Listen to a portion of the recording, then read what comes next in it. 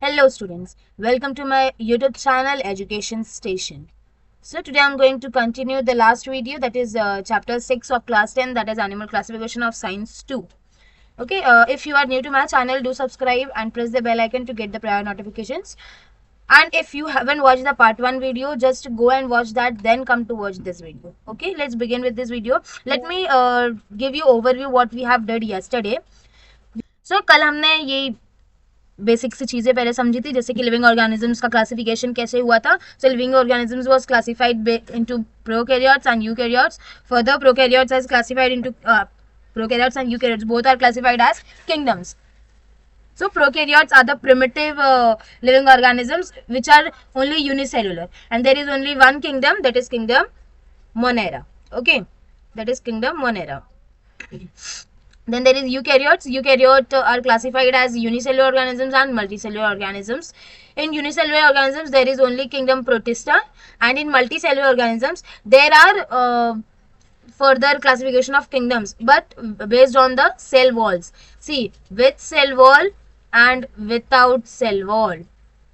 So in with cell wall there is again classification of autotrophs and heterotrophs. Autotrophs means who produces their foods by their own, and heterotrophs who depends on others for the purpose of food and the minerals and nutrients, whatever you say. So autotrophs are the kingdom Plantae and heterotrophs are kingdom Fungi.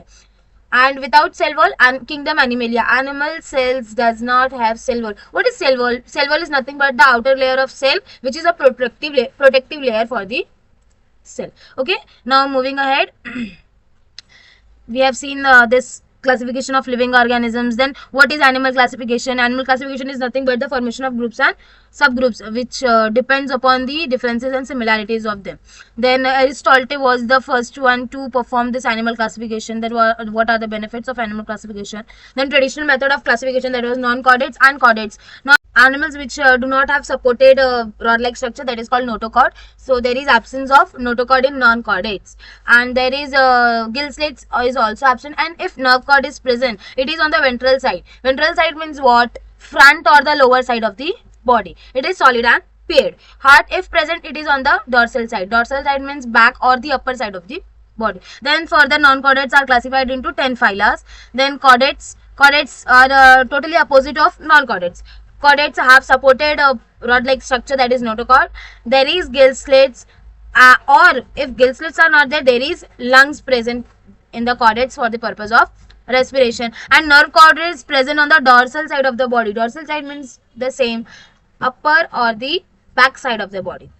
And heart is present on the ventral side of the body, front or the lower side. Okay, then this chordate is grouped together to form a single phylum, and it was named as the phylum Chordata. And that phylum Chordata is classified as subphyla into 3 subphyla, that is your Urochordata, Cephalochordata and Vertebrata. And again Vertebrata is classified in 6 classes. Their classes names are there.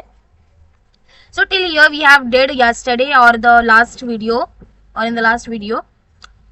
Now beginning with this criteria for new system of classification. Now we have seen this classification system based on the traditional method. Yes, now today we are going to see the criteria for new system of classification. So first criteria was grade of organization. See, we all know that animal body or body of any living organisms is made up of cells. As we have seen that animals are multicellular organisms, so the body of animals is made up of multiple cells. So in this many cells are used for performing different functions in their body. When the multicellular animal body is not able to form tissues in its body, then that kind of body or that organization of body is called as cellular grade organization. Example is given as phylum Porifera. Okay, so now cellular grade organization हमने देखा. अब next है हमारा cell tissue grade organisation. यहाँ पे क्या होता है, सेल्स कंबाइन होके टिश्यू का फॉर्मेशन करते हैं, सो दैट की जो बॉडी का फंक्शन है उसको वो हेल्प कर सके. और ये जो भी एनिमल्स में सेल और टिश्यूज का फॉर्मेशन या ऑर्गेनाइजेशन शो होता है, इसी को क्या कहा जाता है, सेल टिश्यू ग्रेड ऑर्गेनाइजेशन. इसका एक एग्जाम्पल है फाइलम सिनेंड्रिया का. Then there is another organization that is called as tissue organ grade organization. इसमें क्या होता है कि जो टिश्यूज है वो ऑर्गेनाइज होते हैं एक ऑर्गन फॉर्म करने में, मतलब सेल से फॉर्मेशन हुआ टिश्यूज का, अब टिश्यू क्या कर रहे हैं, ऑर्गन फॉर्म कर रहे हैं एंड प्रॉपर बॉडी फॉर्म हो जाएगी। बट ये जो टिश्यू ऑर्गन ग्रेड ऑर्गेनाइजेशन है, यहाँ पे कंप्लीट ऑर्गन सिस्टम फॉर्म नहीं होता है, यहाँ पे सिर्फ ऑर्गन का फॉर्मेशन होता है, पूरा ऑर्गन सिस्टम फॉर्मेशन नहीं होता है।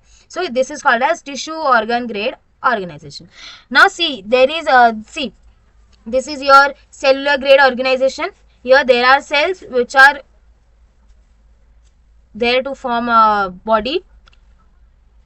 See, this is your collar cell, this is cycon, this is spicule, amoebocyte, ostium, non-living part. Okay, this is non-living part. Okay, now then there is tissue grade organization over here. There is formation of tissue, but there is no formation of organs in this. There is bell, there is tube, there is muscle ring, there is tentacles, oral arms, gonals, intestine, mouth, and this is the jellyfish. This is the body of jellyfish. In jellyfish there is no organ, there is only cell tissue grade organization. And this is your planaria. Planaria is a tissue organ grade organization, means there is formation of organ but not complete organ system.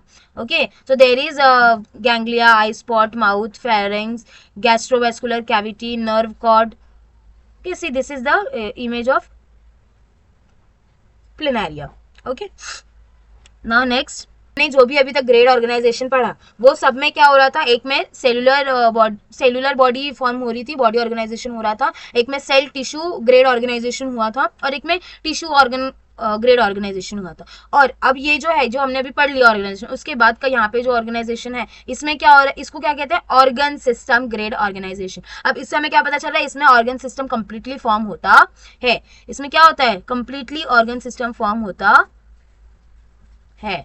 Okay, जैसे कि हम यहाँ देख सकते हैं, ये human body है और ये ह्यूमन बॉडी में हमारे पास इतने सारे ऑर्गन्स यहाँ पे आपको शो किए हुए हैं, लेबल किया हुआ है यहाँ पे, ठीक है। इसके अलावा और भी होते हैं, स्टिल यहाँ पे है कुछ। नाउ सेकेंड इज, अब हमने एक देखा ग्रेड ऑफ ऑर्गेनाइजेशंस। अब हमारा सेकेंड क्राइटेरिया क्या है, body symmetry.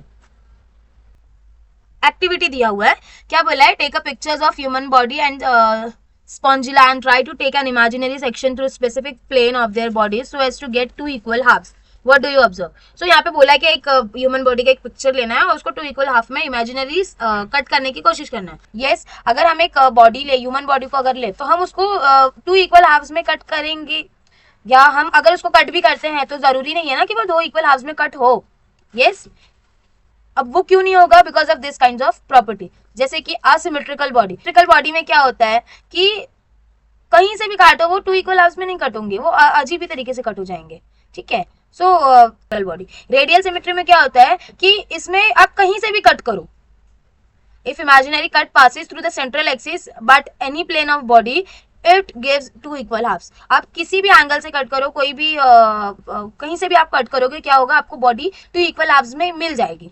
That is what radial symmetry is there. Okay, then there is bilateral symmetry. Bilateral symmetry में क्या होता है कि एक ही ऐसा इमेजिनरी एक्सिस होगा जहां से अगर आप कट करते हो तो 2 इक्वल हाफ्स में वो कट हो जाएंगे, ठीक है। अब इसके एग्जांपल्स भी हम देख लेते हैं। असिमेट्रिकल बॉडीज का एग्जांपल क्या होगा, स्पॉन्ज। यस, रेडियल सिमेट्री के एग्जांपल्स क्या होंगे, स्टारफिश हो गई। स्टारफिश को आप कैसे भी कट करो वो 2 इक्वल हाफ्स में कट हो जाएगी, किसी भी एंगल से कट करोगे तो। मतलब अगर आप उसको अलग अलग 5 प्लेन से कट करते हो तो भी हमको हम 5 फिश लेंगे और पांचों फिश स्टारफिश को अलग अलग एंगल से कट करेंगे, हमें हर एक फिश 2 इक्वल हाफ्स में इक्वली कट की हुई मिल जाएगी। यस, अब बायलैटरल सिमेट्री में क्या होता है कि एक ही इमेजिनरी एक्सिस होती है जहां से अगर आप उसको कट करते हो तो वो 2 इक्वल हाफ्स में आपको मिलने वाले, नहीं तो नहीं मिलेंगे। अब यहाँ पे आपको एग्जांपल्स है, इंसेक्ट्स है, फिशेज है, फ्रॉग्स है, बर्ड्स है, ह्यूमंस है। यहाँ पे आपको देखो, यहाँ पे शो भी किया हुआ है, ये गोट है एक जिसको 2 इक्वल हाफ्स में कट करने के लिए यहाँ पे दिखाया गया है। यहाँ से जब हम उसको कट करेंगे तो वो 2 इक्वल हाफ्स में कट हो जाएगी। ओके, ना थर्ड क्राइटेरिया क्या है, germ layers, diploblastic and triploblastic. तो मल्टीसेलुलर एनिमल्स में क्या होता है कि जो जर्म लेयर्स होती है ये एम्ब्रियोनिक डेवलपमेंट जो होता है उसी टाइम पे ये फॉर्म हो जाती है, और इसी के थ्रू क्या होता है कि डिफरेंट डिफरेंट जो टिश्यूज है उसका फॉर्मेशन होता है पूरी बॉडी में। अब तो नॉर्मली क्या होता है कि सभी एनिमल्स में क्या होता है कि 3 जर्म लेयर्स होती हैं, और कुछ स्पीशीज या कुछ एनिमल्स को आप बोल सकते हो जिसमें सिर्फ और सिर्फ 2 जर्म की लेयर होती है, that is your endoderm and ectoderm. और जो तीसरी लेयर होती है वो क्या होती है, मीसोडर्म होती है। ओके, ये जो जर्म लेयर्स है ये क्या करते हैं, टिश्यूज फॉर्मेशन में हेल्प करते हैं, या they led to formation of tissues. Okay, now next criteria is your body cavity, coelom. Cavity between the body wall and internal organs is called as body cavity, coelom.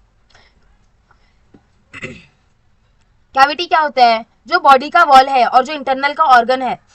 मतलब अगर मैं बात करूं कि मेरी स्किन है और स्किन के अंदर का जो मसल्स है, स्किन और मसल्स के बीच में का जो भी स्पेस है, वो स्पेस क्या है, हमारा कैविटी है, बॉडी कैविटी है। ओके, जब एम्ब्रियोनिक डेवलपमेंट होता है एनिमल्स का, उस समय जो भी बॉडी कैविटी फॉर्म होती है मीसोडर्म से, वो जो बॉडी कैविटी प्रेजेंट होती है वो कौन से टाइप के एनिमल्स में मिलती है, मोस्टली फाइलम एनेलिडा एंड उसके बाद के जितने भी फाइलम्स हैं वो सारे टाइप्स ऑफ एनिमल्स में, और वो सारे फाइलम के एनिमल्स जो होते हैं उनके अंदर बॉडी कैविटी मीसोडर्म से डेवलप होती है।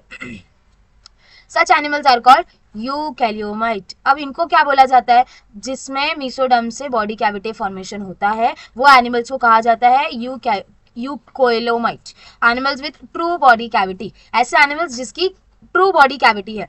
Body cavity is absent in case of animals from phyla Porifera, Cnidaria and Platyhelminthes. Such animals are called as acoelomate. अब जो एनिमल्स में ऐसी बॉडी कैविटीज एब्सेंट होती है उसको क्या कहा जाता है, एक्यूलोमिट।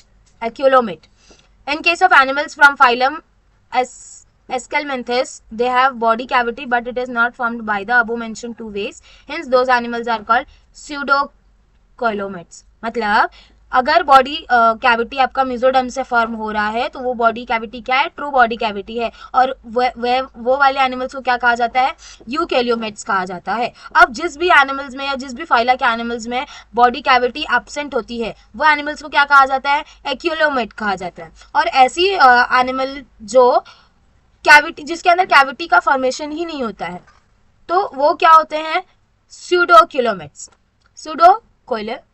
नाउ नेक्स्ट क्राइटेरिया क्या है, बॉडी सेगमेंटेशन। सो अब बॉडी सेगमेंटेशन क्या होता है कि एनिमल्स को अगर मैं छोटे छोटे पार्ट्स में डिवाइड करूं तो वो सब सिमिलर यूनिट्स में रहेंगे या डिवाइड होंगे या कट होंगे।